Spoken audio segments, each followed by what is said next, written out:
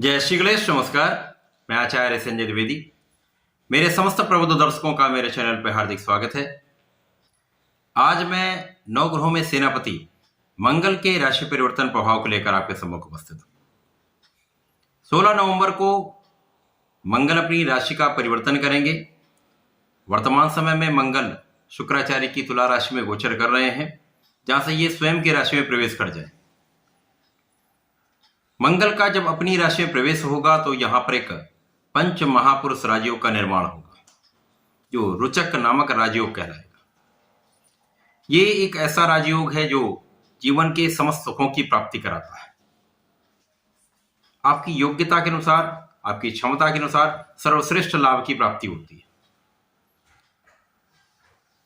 रुचक योग मंगल के द्वारा बनता है, जो इस जगत में ऊर्जा का प्रवाह करते हैं। नवग्रहों में मंगल जो पराक्रम के कारक हैं, शौर्य के कारक हैं, साहस के कारक हैं, वाद विवाद के कारक हैं, छोटे भाई के कारक हैं, क्षमता के कारक हैं, जो इस जीव जगत में अपनी क्षमता से ऊर्जा का प्रवाह करते हैं। कहीं न कहीं ये लड़ाई झगड़े के भी कारक हैं, क्रोध के भी कारक हैं। तो मंगल का परिवर्तन अत्यंत महत्वपूर्ण होता है, क्योंकि ये एक तीक्ष्ण ग्रह हैं, क्रूर ग्रह हैं, तो इनका समस्त प्रभाव राशियों को प्रभावित करने वाला होता है।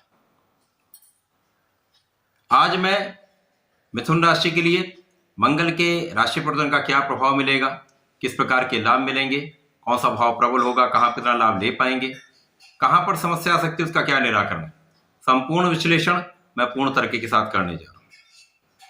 प्रिय दर्शकों, ये राशिफल आपके चंद्र राशि पर आधारित है, अर्थात जन्म कुंडली में यदि आपके 3 नंबर में चंद्रमा विराजमान है तो आपकी मिथुन राशि है। मिथुन राशि के लिए यदि स्थितियों का अवलोकन करें तो मंगल लाभ के स्वामी है, अर्थात आपकी इनकम के स्वामी तथा षष्ठम भाव के स्वामी है। लाभेश तथा षष्ठेश का गोचर षष्ठम भाव में होने जा रहा है। अब षष्ठम भाव जो कि एक तरह का भाव है, एक नकारात्मकता का भाव है, रोग ऋण शत्रु का भाव है। यहां पर जब मंगल गोचर करेंगे तो किस प्रकार का प्रभाव देंगे? सर्वप्रथम तो एक यहां पर अत्यंत महत्वपूर्ण बात यह है कि जब मंगल का यहां परिवर्तन होगा तो यहां पर त्रिग्रही योग का निर्माण होगा। यहां पर लग्न तथा सुख के स्वामी बुध गोचर कर रहे होंगे षष्ठम भाव में। इसी प्रकार से यहां पर सूर्यदेव का भी गोचर प्रारंभ हो चुका होगा, तो यहां पर षष्ठम भाव अत्यंत प्रबल हो चुका होगा। षष्ठम भाव में त्रिग्रही योग निश्चित रूप से कहीं न कहीं कुछ लाभ देने वाले हैं, कुछ समस्याएं भी हो सकती हैं। सर्वप्रथम तो जब यहां पर त्रिग्रही योग होगा तो मंगल का जो प्रभाव है वो आपके शत्रुओं का विनाश कर देगा। किसी भी प्रकार का कोई शत्रु आपके सामने टिक नहीं सकता। परंतु यहां पर सबसे ध्यान रखने वाली बात यह होगी, यहां पर आपको किसी प्रकार के ऋण से बचना होगा। इस गोचर काल में आपको ऋण देने से तो निश्चित रूप से बचना होगा, परंतु यदि आप ऋण लेने का प्रयास कर रहे हैं, लोनिंग कराने का प्रयास कर रहे हैं, तो इस समय में जैसी स्थितियां बन रही हैं, इस समय में आपको लोन मिल सकता है। यहां पर आपकी स्थितियां अत्यंत प्रबल है। इसके अंदर सरकारी संस्थाओं से, सरकारी कार्यों से आपको लाभ अवश्य मिलेगा। जो आपके अवरुद्ध कार्य हैं वो अचानक बन जाएंगे। यहाँ पर कुछ एलर्जी की समस्या हो सकती है, यहाँ पर सिर दर्द की कुछ समस्या हो सकती है, क्रोध में कुछ वृद्धि हो सकती है, वाणी कुछ कठोर हो सकती है। तो यहां पर इन पे ध्यान देना होगा, वाणी पर नियंत्रण रखना होगा, अपने स्वास्थ्य का ध्यान रखना होगा, योगा और मेडिटेशन करना होगा। प्राणायाम करेंगे तो अत्यंत शुभ प्रभाव मिलेगा। साथ ही साथ यहां पर महापराक्रमी योग आपके भाग्य में कहीं ना कहीं वृद्धि करने का कारक बनेगा।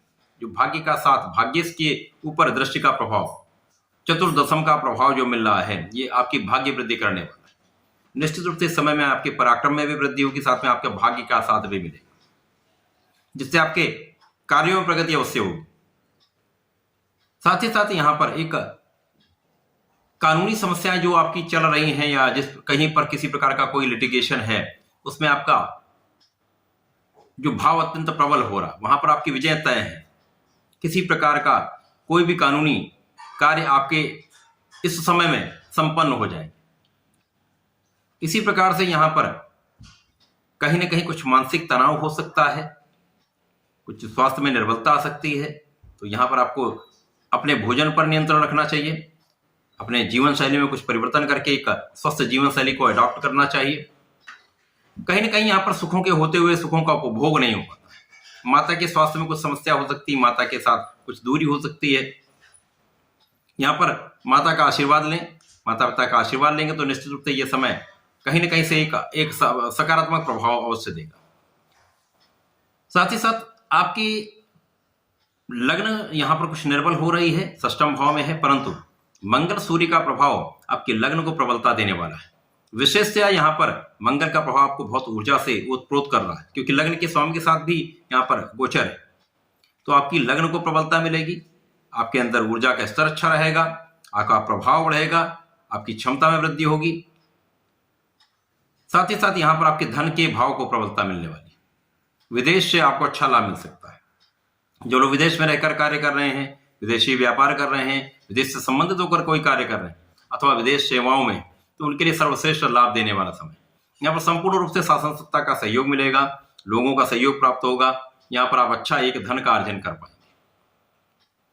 यहाँ पर आपको इस गोचर काल में केवल अपने स्वास्थ्य पर ध्यान देना होगा, अपनी वाणी पर ध्यान देना होगा। बाकी ये समय आपके लिए अत्यंत अनुकूल है। कहीं ना कहीं से आपके लिए धन का आगमन होगा, आपके भाग्य में वृद्धि से कार्य में प्रगति अवश्य होगी। तो इस समय में आपको नियमित रूप से भगवान श्री गणपति महाराज के शरण में रहकर ओम गंग गणपतये नमः का नित्य कम से कम एक माला का जप करना चाहिए। प्रत्येक बुधवार को श्री गणपति महाराज को पीले पुष्प अर्पण करें, दूर्वा का अर्पण करें तथा भोग अर्पण करें।